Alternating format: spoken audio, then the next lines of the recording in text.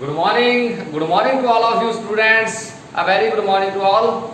Students, today we will discuss a new topic, that is area vector. Area vector की है? देखो नाम तो क्लियर एक वेक्टर है, ठीक है, जिहड़ा सानू की देगा magnitude as well as direction किदी एरिया दी। तां it is a vector that gives a magnitude as well as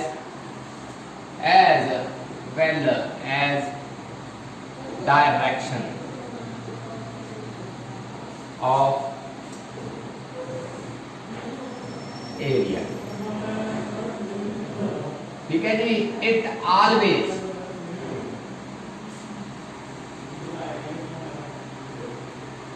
always perpendicular to the surface area of body. The body दी सरफेस एरिया दे परपेंडिकुलर होगा हमेशा। मान लो थोड़े कोले सर्कल है, ये सर्कल दे विच जे मैं इस पॉइंट पे इस सरफेस एरिया लेके इस ते मैं एरिया वेक्टर खिंचा तो वो एरिया वेक्टर की होगा परपेंडिकुलर। तो परपेंडिकुलर लाइन केड़ी होगी किसी भी कर्व सरफेस दे जेडी सेंटर चों पास होगी। तो यह साडे कोल एरिया वेक्टर है जेड़ा इस BS ये DS एरिया है। इस BS एरिया दा मैग्नीट्यूड दस रहा ते डायरेक्शन दस रहा। यह वेक्टर इस दे परपेंडिकुलर है।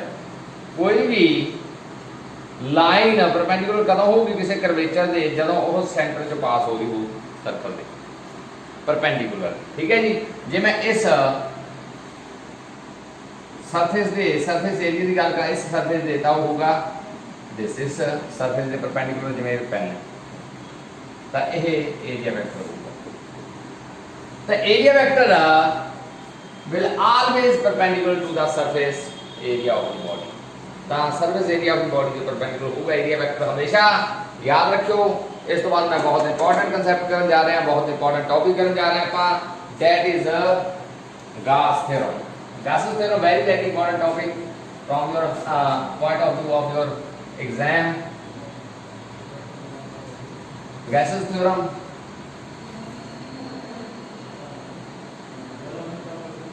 देखो मैं गास थ्योरम की सीधी स्टेटमेंट, पुराना गास थ्योरम किवें आई, क्यों आई, इंपॉर्टेंस की सी गास थ्योरम दी। गास is the name of scientist, उस बंदे ने एक थ्योरम दी जिस राही असी किसी भी सरफेस राही किसी भी पॉइंट ते electric field intensity find out कर सकते हैं। तो सरफेस किहड़ी होनी चाहिए है, वो सरफेस जिहड़ी वो होमोजीनियस होनी चाहिए है, जिवें सिमेट्रिकल सरफेस होनी चाहिए है। सिमेट्रिकल सरफेस जिवें मैं कह सकता कोई वायर, जिवें वायर है आले दुआले सिलेंडर बन सकता, सिमेट्रिकल सरफेस है ये, सिलेंडर एक सिमेट्रिकल सरफेस है। तो दूजी आप कह सकते सफियर शैल, ये सिमेट्रिकल सरफेसिस हैं। एक शीट जान के जिहदा सिंपल मैं कह लो फार्मूला ला के एरिया कर सकदा, जिवें हुण मैं सिलेंडर का एरिया मैनूं पता मैं कर सकदा, टोटल एरिया सिलेंडर का फार्मूला आपां नूं पता की हुंदा है। उस तरह सफियर का सरफेस एरिया का फार्मूला सानूं पता 4πr² सो ऑन। तो कहना मतलब जिन्होंने सीधा असी सरफेस एरिया फार्मूला अप्लाई करके कर लें उसनों असी सिमेट्रिकल सरफेस कह दें। तो गास थ्योरम यूज की जाती है, डिवेलप हुई to find the electric field intensity due to a symmetrical charge surface area. किसी भी सिमेट्रिकल चार्ज सरफेस एरिया करके असी इलैक्ट्रिक फील्ड इंटेंसिटी जो फाइंड आउट करनी होंगी है तो असी गास थ्योरम यूज करते हैं। गास थ्योरम कहती की है, देखो गास थ्योरम की स्टेटमेंट की गल करांगे, बहुत इंपॉर्टेंट आर्टिकल है ये गास theorem.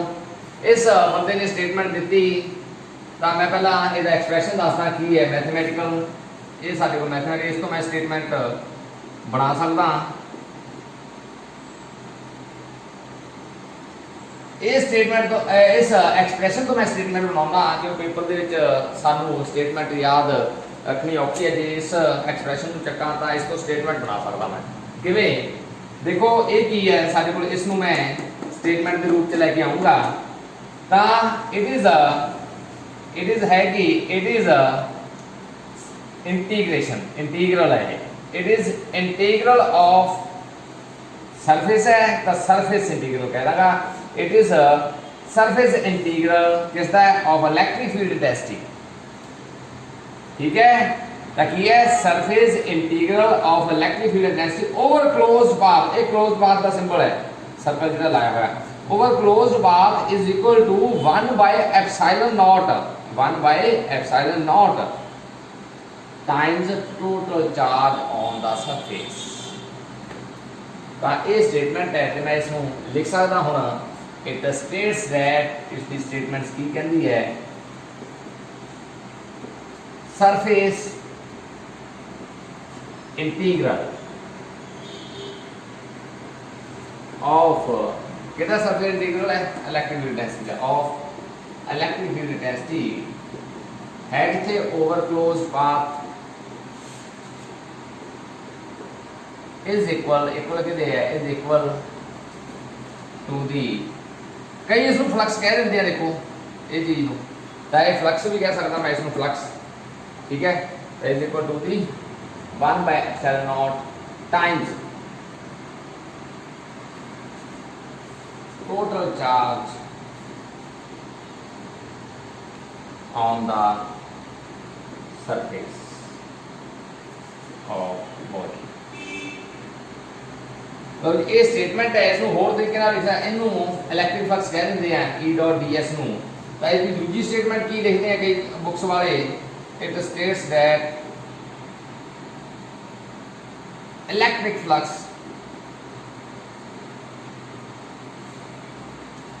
over a closed path is equal के दे 1/ε0 times total charge on closed path। तो ये दो स्टेटमेंट है जी मर्जी तुम ले दो तो गलत नहीं होगी, याद एक्सप्रेशन रखना है। तो surface integral of electric field intensity is equal to 1/ε0 time total charge on the closed path. तो मैं हम इलेक्ट्रिक फ्लक्स क्लियर करांगा, इलेक्ट्रिक फ्लक्स की है तो उम्मीद करता तुहानू स्टेटमेंट गास थ्योरम की समझ आ गई। तो आप इसका प्रूफ करते हैं, पहला चलो प्रूफ कर लेने नाल ही गास थ्योरम का प्रूफ। गास थ्योरम ने ये स्टेटमेंट जी दी है E.ds बराबर Q0/ε0 ही होंदा है, मैं ये प्रूव करना होना कोई यस अजिहा एक्सप्रेशन जो पॉसिबल है। तो प्रूफ ऑफ गासन थ्योरम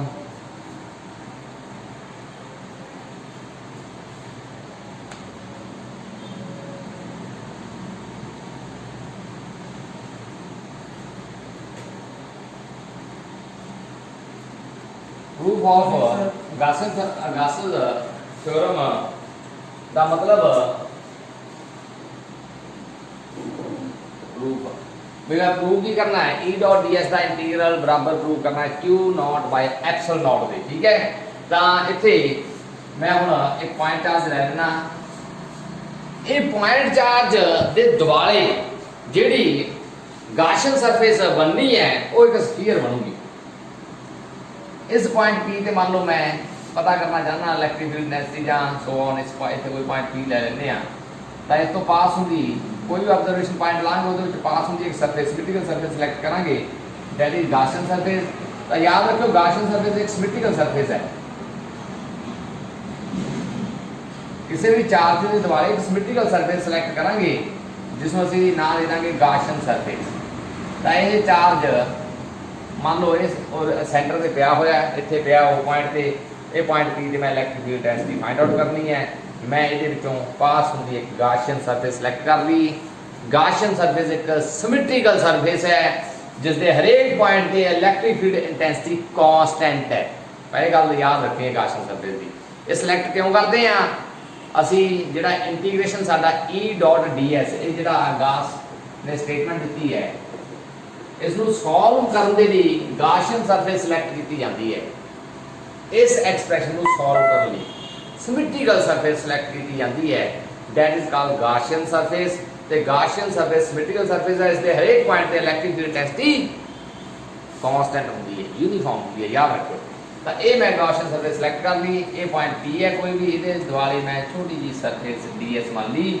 ਤਾਂ ਹੁਣ ਮੈਂ ਜੇ ਦੇਖਾਂ ਤਾਂ ਇਹ ਚਾਰਜ ਹੈ ਪਲੱਸ q, ਇਹਦੇ ਵਿੱਚੋਂ ਜਿਹੜਾ ਇਲੈਕਟ੍ਰਿਕ ਫੀਲਡ ਹੈ ਉਹ ਹਮੇਸ਼ਾ ਕੀ ਉਹ ਸਰਫੇਸ ਦੇ ਪਰਪੈਂਡੀਕੂਲਰ, ਠੀਕ ਹੈ ਜੀ। ਇਸ ਸਰਫੇਸ 'ਚ ਪਾਸ ਹੁੰਦਾ ਹੋਇਆ ਇਲੈਕਟ੍ਰਿਕ ਫੀਲਡ, ਤੁਹਾਨੂੰ ਪਤਾ ਇਹਦੇ ਵਿੱਚੋਂ ਇਲੈਕਟ੍ਰਿਕ ਫੀਲਡ ਲਾਈਨ ਐ ਲੰਘਦੀ ਹੈ ਪਰਪੈਂਡੀਕੂਲਰ। ਸਰਫੇਸ ਏਰੀਆ ਦੇਖਾਂ ਤਾਂ ਇਸ ਪੁਆਇੰਟ ਤੇ ਸਰਫੇਸ ਏਰੀਆ ਵੀ ਕੀ ਹੁੰਦਾ ਸਰਫੇਸ ਦੇ ਪਰਪੈਂਡੀਕੂਲਰ ਸੈਂਟਰ ਲੰਘਦਾ। ਤਾਂ ਹੁਣ ਮੈਂ ਇਹ ਇੰਟੀਗ੍ਰੇਸ਼ਨ ਸੋਲਵ ਕਰਨਾ ਹੈ, ਪ੍ਰੂਵ ਕਰਨਾ ਹੈ q ਬਟਾ ਐਪਸਲਨ ਨੋਟ ਦੇ। ਤਾਂ ਪ੍ਰੂਫ ਦੀ ਗੱਲ ਕਰ ਰਹੇ ਆਪਾਂ। ਹਾਂਜੀ, ਟੇਕਿੰਗ ਲੈਫਟ हैंड साइड, ਆਪਾਂ ਲੈਫਟ हैंड साइड ਦੇਖੀਏ ਗਾਸ ਥਿਓਰਮ ਦੀ E ਡਾਟ ds, ਇਹ ਚੱਕ ਲਈ ਅਸੀਂ ਜੀ ਲੈਫਟ हैंड साइड। ਹੁਣ E ਤੇ ds ਦੋਏ ਕੀ ਹੈ पैरेलल, इको ही डायरेक्शन पे। देखो गास थ्योरम पे अप्लाई करनी है, चलो गास थ्योरम अप्लाई करनी है, इससे ये गास थ्योरम सॉल्व करना क्या मतलब ईडीएस पैरेलल है, ईडीएस cos 0, हाँ जी ई कांस्टेंट है, सानू पता है गाशियन सरफेस पे ई बाहर आ गया, ds cos 0 की हो गया 1। हाँ जी, सरफेस एरिया ds इकट्ठा करोगे सारा ds से सारे स्फीयर का इकट्ठा करोगे तो स्फीयर का सरफेस एरिया जो मैं रेडियस मान ला इसका स्मॉल r, तो स्फीयर का सरफेस एरिया सारा इकट्ठा करके कितना बन जूगा 4 पाई r स्क्वायर। ठीक है जी, ये बन गया सारे स्फीयर का सरफेस एरिया 4 पाई r स्क्वायर इंटीग्रेशन ds 4 पाई r। स्मॉल r लिया ਆਪਾਂ, स्मॉल r ਨੂੰ ਆਪਾਂ स्मॉल r यूज ਕਰਾਂਗੇ।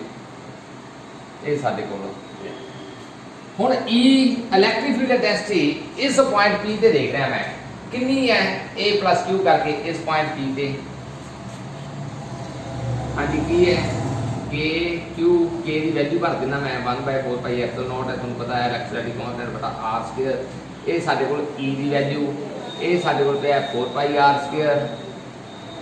ਇਹ E the value at point P ਤੇ, P ਪੁਆਇੰਟ ਤੇ E ਦੀ ਵੈਲਿਊ ਕਿੰਨੀ ਹੈ, ਚਾਰਜ ਕਿਹੜਾ Q ਹੈ, डिस्टेंस कितना है रेडियस के बराबर का डिस्टेंस है, डिस्टेंस कितना r स्क्वायर, ताकि Q r स्क्वायर।